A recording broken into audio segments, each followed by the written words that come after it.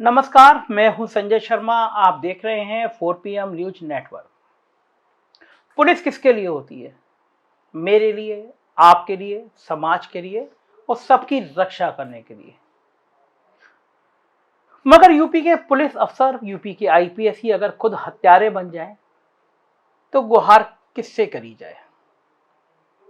आज एक होनहार लड़की ने आत्महत्या कर ली क्योंकि एक नाकारा आईपीएस उसको परेशान कर रहा था, उसको प्रताड़ित कर रहा था और वो इतना परेशान हो गई कि वो अपनी जीवन को जीने की इच्छा खो बैठी और आज पंखे से लटक कर उसने आत्महत्या कर ली। मैं इस वीडियो को बोलूं उससे पहले एक छोटी सी रिक्वेस्ट आपसे करूंगा।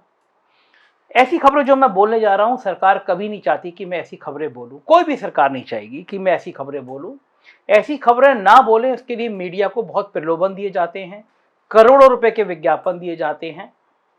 मुझे भी कहा गया कि करोड़ों के विज्ञापन लीजिए लेकिन ऐसी खबरें मत बोलिए।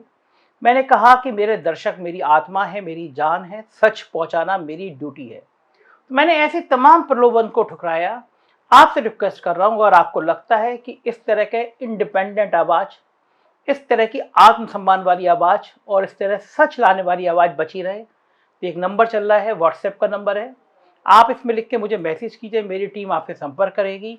संभव हो सके तो कुछ आर्थिक सहयोग करिए। हम सरकार से पैसा नहीं चाहते, हम छोटा छोटा अंशदान आपसे चाहते हैं जिससे हम ईमानदारी से पत्रकारिता कर सकें।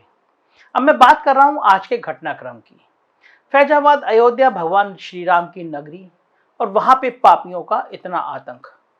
श्रद्धा नाम की एक लड़की थी, बहुत मेहनती लड़की थी, पंजाब नेशनल बैंक की क्लास 1 अफसर की लड़की थी। बताया जाता है उसका किसी काम से वहां के एक एसएसपी रहे, एक आईपीएस से उसका संपर्क हुआ, सानिध्य हुआ और उसके बाद आईपीएस अफसर ने उसको अपने जाल में फंसाना शुरू किया। दास्तान लंबी है, बहुत पड़ताल चल रही है, इसलिए मेरा बहुत ज़्यादा अभी कुछ कहना उचित नहीं है। मैंने शासन के एक बड़े अफसर से पूछा इस अफसर के बारे में, तो वो कुछ भी कहते हुए बचने से नजर आए और कहा कि अभी वो कुछ नहीं बता सकते। वो लड़की इतना परेशान हो गई, उसको लगा कि अब जीने की कोई आशा नहीं बची, तो उसने सुसाइड नोट लिखा और पंखे पे झूल गई और आत्महत्या कर ली। 24-25 साल की लड़की, मेरी आपकी परिवार की लड़की हो सकती है, बेटी हो सकती है, बहन हो सकती है। सोचिए कौन सा तंत्र है ये, कौन सा राज है ये, कौन सा सिस्टम है? क्या जंगल राज कहीं और से आता है? क्या जंगल राज की परिभाषा कहीं और से होती है? भगवान राम की नगरी में एक ऐसा आईपीएस तैनात कैसे हो गया जो हैवान था? प्रभु श्री राम की नगरी में एक आईपीएस कैसे तैनात हो गया जो इस लड़की की मर्यादा की रक्षा करने की जगह उसको इस मोड़ तक ले आया कि लड़की के पास मरने के अलावा कोई विकल्प नहीं बचा। प्रभु श्री राम तो मर्यादा पुरुषोत्तम थे। मर्यादा के पालन के लिए 14 साल वनवास काटा था उन्होंने। उसी मर्यादा पुरुषोत्तम के जिले में एक आईपीएस तैनात हुआ और लड़की को इतना परेशान किया। शासन में बैठे हुए लोग क्या आंखों के अंधे हो गए हैं? क्या सच है कि पैसों को लेकर पोस्टिंग हो रही है तभी ऐसे हत्यारे अफसर जनपद में तैनात हो जा रहे हैं? पहली भी बात कुछ साल पहले सामने आई थी कि 80-80 लाख की करोड़ों रुपए लेकर जिले में कप्तान तैनात कर दिए जा रहे हैं। कौन सी ईमानदारी की बातें हैं? पैसे लेकर हैवान जिलों में तैनात हो जाएंगे तो कौन दोषी होगा, कौन जिम्मेदार होगा? लगभग 1.5-2 साल पहले महुआ में भी एक मणिलाल पाटीदार नाम का ऐसे ही हैवान तैनात हुआ था। पैसे की भूख इतनी थी कि लोगों से वसूली शुरू कर दी। खुलेआम कहता था कि मैं बहुत बड़ी रकम लेकर यहाँ तैनात हुआ हूँ, मैंने बहुत बड़ी रकम खर्च किया, यहाँ तैनाती की, मुझे उसकी भरपाई करनी है, मुझे महीना चाहिए, मुझे रुपया चाहिए। कहीं 5 लाख, कहीं 10 लाख रुपए की वसूली कर रहा था।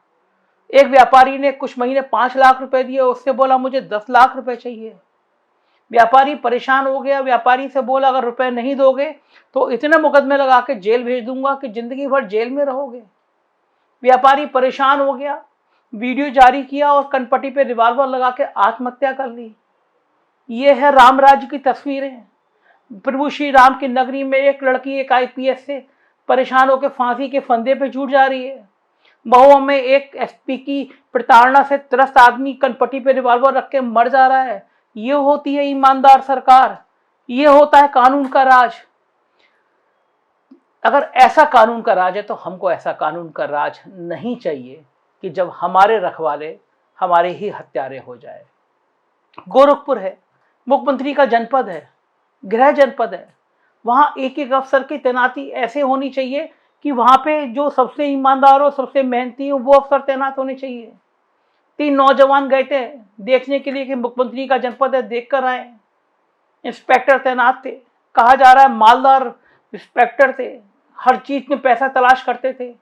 नशे में धुत होके होटल में पहुंचे, कमरा खटखटाया, लड़के से बदसलूकी करी। लड़के ने कहा आप इंस्पेक्टर होकर रात के 1 बजे बदसलूकी कर रहे हैं, तो उसको पीट पीट के मार दिया। यह मुख्यमंत्री के अपने गृह जनपद की बात है, कहीं गांव देहात की बात नहीं है। हाथरस में एक दलित लड़की के साथ बलात्कार होता है। पुलिस के हाथरस से लेकर लखनऊ तक के बड़े बड़े अफसर ये साबित करने में लग जाते हैं कि बलात्कार हुआ ही नहीं था। लड़की मर जाती है तो रात के 2 बजे उस दलित लड़की की लाश पेट्रोल और टायर डाल के जला दी जाती है। पुलिस अफसर कहते हैं ये तो बिल्कुल सही हुआ, कानून व्यवस्था का सवाल था। एक दलित लड़की को रात के 2 बजे पेट्रोल और टायर डाल के फूंक दो, उसकी लाश के घर वालों को न दिखाओ, ये कानून का राज है इस उत्तर प्रदेश में। इसी कानून की राज को दूरबीन लगा के, अपने हाथों की दूरबीन बना के गृह मंत्री अमित शाह 2 दिन पहले लखनऊ में आकर ढूंढ रहे थे। इसी कानून व्यवस्था की दुहाई दे रहे थे अमित शाह जी कि यूपी में सब अमन चैन है। जिस समय अमित शाह जी यहाँ पे यूपी में अमन चैन की बात कर रहे थे, उस लखनऊ से 100 किलोमीटर भी दूरी पे नहीं एक लड़की मरने की सोच रही थी क्योंकि एक आईपीएस उसको परेशान कर रहा था। सुसाइड नोट छोड़ा है लड़की ने, आईपीएस पे आरोप लगाए हैं। 3 लोगों पे आरोप लगाया है, बताया जाता है बाकी दोनों भी पुलिसकर्मी हैं। 3 लोग मिलकर पंजाब नेशनल बैंक की क्लास 1 अफसर लड़की को इतना परेशान कर रहे थे कि वो लड़की मर गई। ये हैं उत्तर प्रदेश के आईपीएस, ये इन पे भरोसा है हमारे सिस्टम का। महुआ में जिस व्यापारी ने आत्महत्या करी एक आईपीएस के लिए, वो आईपीएस अफसर गायब है। 1.5 साल हो गए, उत्तर प्रदेश की काबिल पुलिस ढूंढ ही नहीं पा रही अपने आईपीएस को। हाईकोर्ट फटकार चुका है, कहां है ढूंढ के लाओ, 1 लाख का इनाम घोषित है। ये पुलिस राजनीतिक दुश्मनी में लोगों को ढूंढ लेती है, उनकी टांग पे गोली मार देती है, मगर अपने आईपीएस को नहीं ढूंढ पा रही 2 साल से, 1.5 साल से। खौफनाक हालात हैं, जंगल राज है। जिस राज में लड़कियां इतनी मेहनत से नौकरी करके क्लास 1 अफसर की पोस्ट पे पहुंचे और भ्रष्ट तंत्र के आगे फांसी के फंदे पर लूट जाए, तो क्या ऐसे बचेंगी बेटियां और ऐसे पढ़ेंगी बेटियां और ऐसे आगे बढ़ेंगी बेटियां? इन राक्षसों से कौन बचाएगा बच्चियों को? इन राक्षसों से कौन बचाएगा बेटियों को? एक लड़की ने आत्महत्या कर ली थी, सुसाइड नोट में अमिताभ ठाकुर का नाम लिखा था, तो पुलिस घसीटते हुए आईजी को जेल में पकड़ के ले गई और आज तक वो जेल में है, क्योंकि उस लड़की ने आत्महत्या करने से पहले वीडियो में अमिताभ ठाकुर का नाम ले दिया था, बाकी 4-5 लोगों का नाम लिया था, उसमें कोई एक को छोड़ के कोई गिरफ्तार नहीं हुआ, केवल अमिताभ ठाकुर गिरफ्तार हो गए। आज पीएनबी की क्लास 1 अफसर इस लड़की ने सुसाइड नोट में एक आईपीएस का नाम लिया है, जो बताया जाता है अयोध्या में तैनात हुआ, तो क्या मुख्यमंत्री जी ये कल तक गिरफ्तार हो जाएगा, टर्मिनेट हो जाएगा नौकरी से? कानून तो सबके लिए बराबर होना चाहिए ना। कौन कौन दोषी है उस लड़की के, उस मासूम सपने के? घर की परी थी, घर की नन्ही लाडली थी, आंगन चहकता था उस बच्ची के लिए। कौन कौन जिम्मेदार है दूषित तंत्र के लिए? प्रभु श्री राम की नगरी में पाप का दोषी कौन है? कौन लेगा इस जिम्मेदारी को? ये अधर्म है, अधर्म का राज है। कभी नहीं सुना था जिले में ऐसे एसपी तैनात हो। एक एसपी 3 महीने भ्रष्टाचार के आरोप में जेल में रहकर आया, आपने फिर उसको जिले में तैनात कर दिया। जो अफसर 3 महीने तक जेल में रहा, जेल से निकल के आया, वो आज जिले का एसपी है। इतनी कोई और ईमानदार अफसर नहीं मिलते हैं यहां तैनात करने को। क्या हो गया मुख्यमंत्री जी? कौन सी चांडाल छोकरी आपके चारों तरफ बैठ गई है जिसमें ऐसे ऐसे भ्रष्ट आईपीएस जिले में तैनात कर दिए जा रहे हैं? इन नौकरशाहों को समझाइए। अयोध्या में एक आईएएस अफसर है, उन्होंने अपने रिश्तेदारों के नाम पे तमाम जमीनें खरीद ली, ऐसी चर्चा है। बहुत दर्द होता है मुख्यमंत्री जी, बहुत दर्द होता है। आज इस लड़की की फोटो दिमाग से उतर नहीं रही है। लग रहा है हमारे परिवार की बच्ची होती है तो हम भी जब बहुत खुश होते हैं जब वो इस तरह क्लास 1 अफसर बन के जाती है, मगर इन राक्षसों की तैनाती करके आपने बहुत गलत किया है। पता नहीं समय इसका हिसाब कब पूरा करेगा। देखते रहिए आप 4 PM, क्योंकि ऐसी खरी खरी और ऐसी सच सुनाने वाला पत्रकार और ऐसा सच सुनाने वाला चैनल अब आपको कहीं नहीं मिलेगा। सब्सक्राइब करिए और दोस्तों से कहिए, यही है वो चैनल जो सच की आवाज़ बनकर आपके साथ खड़ा होता है। Thank you.